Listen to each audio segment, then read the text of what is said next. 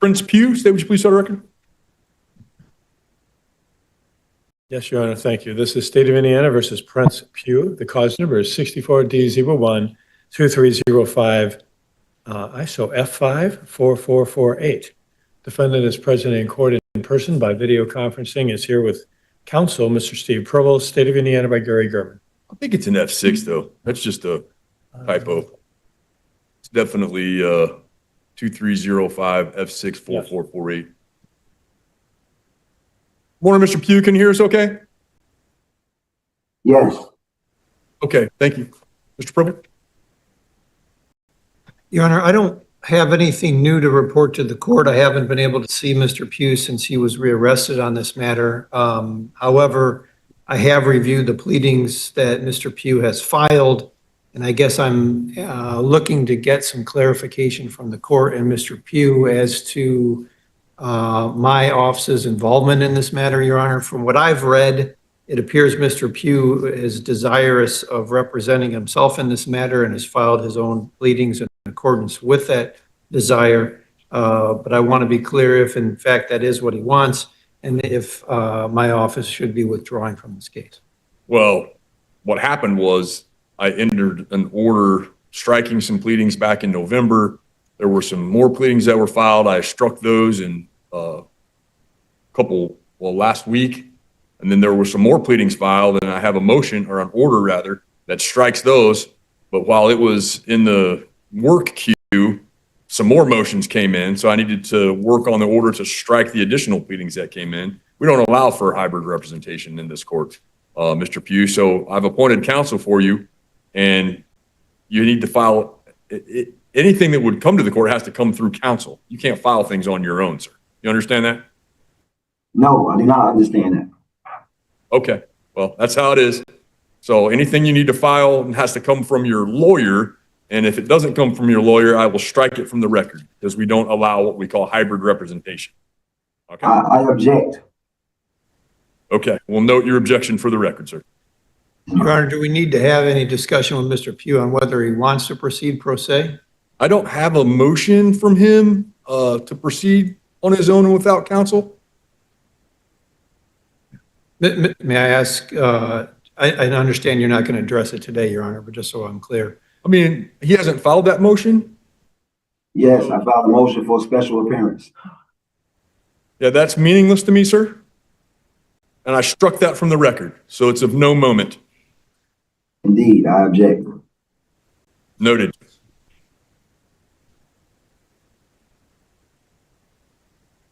So I'm just going to set you over, Mr. Pribble. Is that what you need? Yes. Some more time? Yes.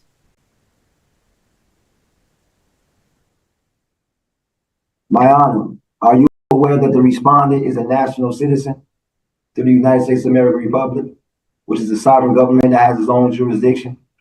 Is the court aware of that? Mr. Smith.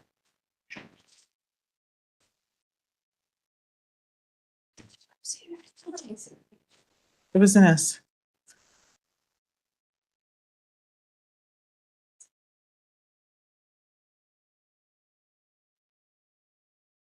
Good morning, Your Honor. Good morning, sir.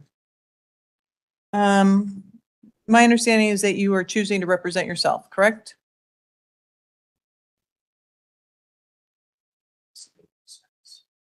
You're choosing to represent yourself, correct? I am pro se with advisory council. Okay. Yes, ma'am. Did anyone give you information as to who that advisory council was going to be? When I called at the time, no one, they hadn't been appointed. Okay.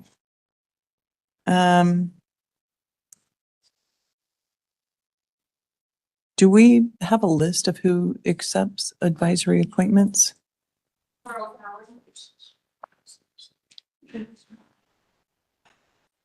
Okay, well, we'll go ahead and appoint him, and I'm going to be perfectly frank with you. The list of attorneys who accept advisory appointments is, it comes through the kind of the Office of the Public Defender. And there aren't as many attorneys as there used to be who are willing to accept advisory appointments. I do have an attorney who has been willing to accept appointments before. However, I also know that in the next few days, he will find out if he's been appointed as a county court judge. But I'm going to appoint him at this point in time. And then at your next court date, we will give you information as to whether or not he remains your attorney or whether we find out who that advisory council is going to be. Okay? Sounds good. Okay. We're, I'm sorry. Go ahead. go ahead. I just want to go on the record real quick. Okay. Okay, so I am Gregory C. Smith, Jr., appearing sui juris under the mandate of Article 6 of the United States Constitution, pursuant to UCC 1-308 and Colorado Revised Statutes subsection 4-1-308. I reserve all my rights under the United States Constitution, including the 8th and 14th Amendments, Set up, please. Colorado Constitution, Article 2, subsection 7 and subsection 20, the United States Code, and Colorado Revised Statutes 18-1-504 and subsection 18-6-800.3. I acknowledge the appointment of advisory counsel to assist only in procedural research and technical filing. I remain the lead inquisitor and authorized representative. This appearance is restricted to challenging jurisdiction and procedural defaults and does not constitute a general appearance or consent to the court's jurisdiction of my private person. And I'm here to address the following, which would be the sufficiency of probable cause, specifically regarding the knowing element, the domestic violence designation, Rule 41E, property concerns, bond and protection order conditions.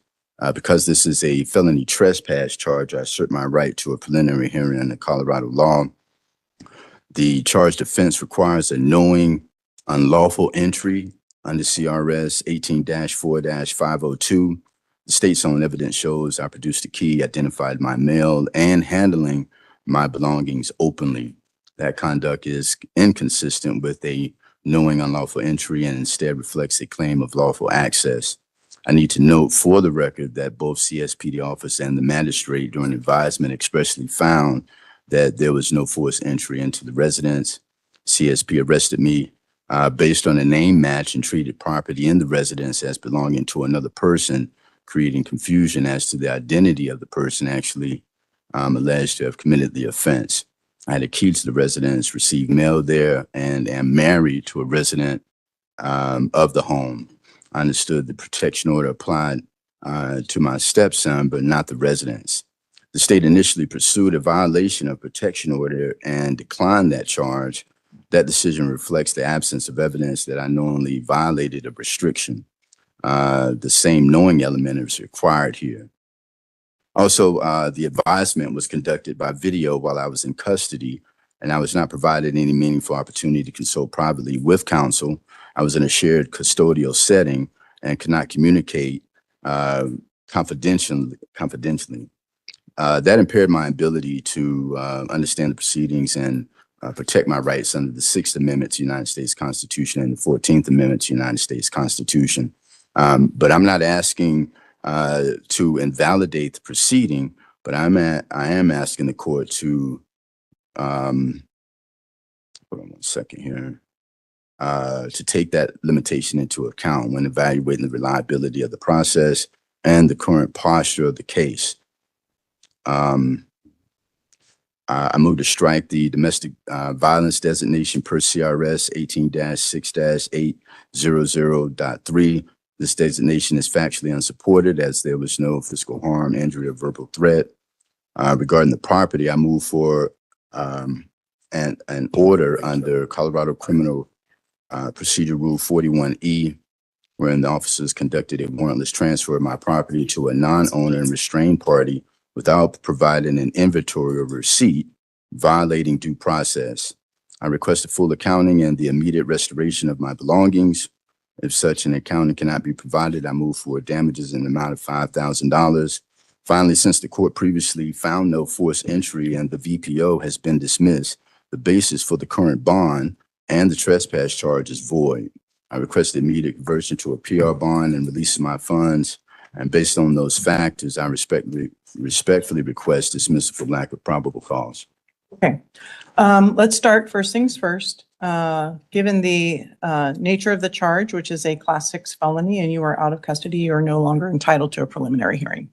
A lot of what you have addressed is factually based that would be determined most likely by a jury at the end, if we get to that point, setting the matter for trial and having a jury determine whether or not the alleged facts were done as an act of domestic violence, which, just for the record, goes beyond just an actual act of violence, but include acts done as methods of coercion, control, or retaliation. And so whether or not the domestic violence tag applies would be determined by a jury if in fact this matter is taken to trial, with a specific interrogatory being asked of the jury to find that the prosecution has proven beyond a reasonable doubt that any act constitutes a act of domestic violence. As to the factual basis, as to whether or not you believe the charges support the allegations that have been filed against you, again, you are not entitled to a preliminary hearing. A judicial officer has already made a determination that there is probable cause to find that you did the acts as alleged. And again, to the extent that you are either not offered or choose not to take any plea agreement, that would be addressed by a jury as to whether or not the prosecution has proven beyond a reasonable doubt that you committed the charge of trespass as a Class 6 felony. With regard to any evidence that was secured by law enforcement, to some extent, that may depend on as to whether or not such evidence or those items were secured and are going to be used as evidence in the case. I just don't know enough about this to know otherwise. So what I'm going to do at this point in time, noting that you have preserved all your objections, is I'm going to set this matter for a dispositional hearing, unless you're wanting to enter a not guilty plea today. I don't know. But my suggestion would be is that you spend a few moments speaking to Mr. Libby. He can advise you as to how you can get the discovery, the evidence that the prosecution has against you, that you can go over to the district attorney's office to get that information. And then also at the next court date, we will know who specifically your advisory counsel is, and they can also further advise you as to how to proceed in this matter procedurally, noting that if you take the matter to trial, you would have advisory counsel with you. But again, as you are aware, they would just be advising you procedurally how to go forward. You would be the individual who is actually conducting the trial. So we'll give you a new court date here in a moment. And you said the preliminary hearing was, I couldn't have one. You're not entitled. Not entitled to one because of what now? Because of the element of the charge and because, or I should say, the level of the charge, and you have bonded out. If you remain in custody, you are always entitled to a preliminary hearing. It changes a little bit once you have posted bond. But I'm going to give you a new court date here, and then we're going to set that about 4 weeks out. And if you just want to spend a few moments speaking with Mr. Libby, unless you already know how to get your discovery. Brown. Good morning. Are you Nasir Brown? Good morning. Are you Nasir Brown? I'm sorry. Speak up. So I can hear you. I'm sorry. Speak up. You're appearing here today. You're appearing here today. Okay. What is your name? Okay. What is your name? Legal entity Nasir Brown. Legal entity Nasir Brown. At one point in your, at some point in your life, prior to being this third party, were you Nasir Brown? You're not him. You're not him. So here's the thing. If you don't tell me your name, I'm going to put you in custody for not cooperating. I'm not going to hold on. I'm not going to hold on. I understand what you're doing and what you're trying to do. It's not going to help you to try to play these games. So Are you Nasir Lewis Brown? Are you Nasir Lewis Brown? Or have you been him at some point in your life or not? At some point in your life or not? Okay. So, I'm gonna call you Mr. Brown. I'm gonna call you because I'm not gonna say all the words because I'm not gonna say all the words that you just said. You've now identified yourself as Nasir Lewis Brown. And so, Mr. Brown, this is your initial appearance. This is your initial appearance. And you have two cases. And clause number 26. I just asked you not to speak over me. So here's the thing, Mr. Brown. So here's the thing, I'm gonna be very patient. I'm gonna be very patient.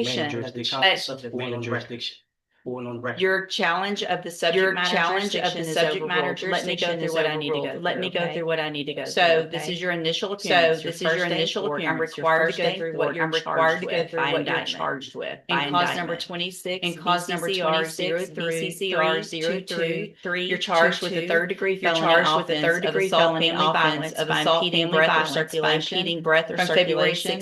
From February 16th of 2026. And then in clause number 26, DCCR 0323.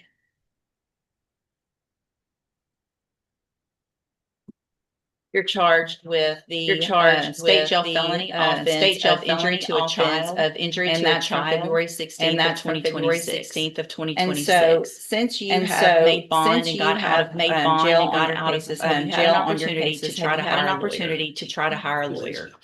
Speak up, so I can.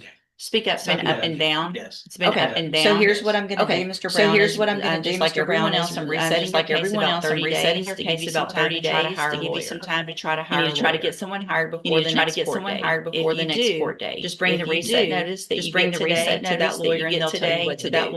If you're unable to hire someone, then I'm ordering you to visit with at least different amounts. Bring me back the names of the lawyers. Bring me back the names. So I know you're trying and we'll discuss your options. If you don't do that, then when you come back, you run the risk of me raising your bond for not following that court order, and you would go back to jail. Do you understand? I'm sorry? Overstand. I'm sorry? Overstand. Say it again. Overstand. Say it again. You overstand? Yes. You overstand? What does that mean? Okay. What does that mean? Overstand. Do you understand what I'm saying? Do you understand what I'm saying, sir? You'll oblige. You'll oblige. You just determined to use different words. Determined to use different words. Be difficult, aren't you? And be difficult, aren't you? Okay. So as a condition of your bond, did you have a condition that you were not to have any communication with complaining witnesses in each of these cases? Okay. And so I want to make sure you understand the importance of that. And that if you do have any contact or communication, it would be a violation of that bond. It would be a violation of that bond. Your bond would be raised. If I find out your bond would be raised, do you understand that as well? Do you understand that as well? You overstand. I'm going to guess that overstand is even better than understand. So you definitely know what I'm talking about. So you definitely know what I'm talking about. So we don't have any miscommunication. So we don't have any miscommunication today. You know exactly what I'm talking about. So I'm going to have you step in front of the clerk. I'm going to have you sign a reset notice. You're going to sign a reset notice so you know when to be back in court. And take care of those things before the next court date. All right, step in front of the clerk. Compliment you on your ability to not go off on a defendant's sovereign. I don't know if it's a sovereign. I don't know if it's a sovereign. Judicial I appreciate that. I appreciate that. Okay.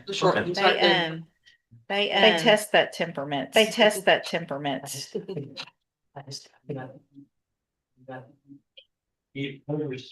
You know what though? We decided after court that that's actually better than I mean, there should be no communication or anything like that. Misunderstanding. Because you overstand. That's right. Ask their time. You got to ask their time. They're going to say, I think you're going to stand. I think I'm going to stand. I think I'm going to teach. I know. They always got to guess this. They always got to guess this. I guess he understood. He didn't overstood.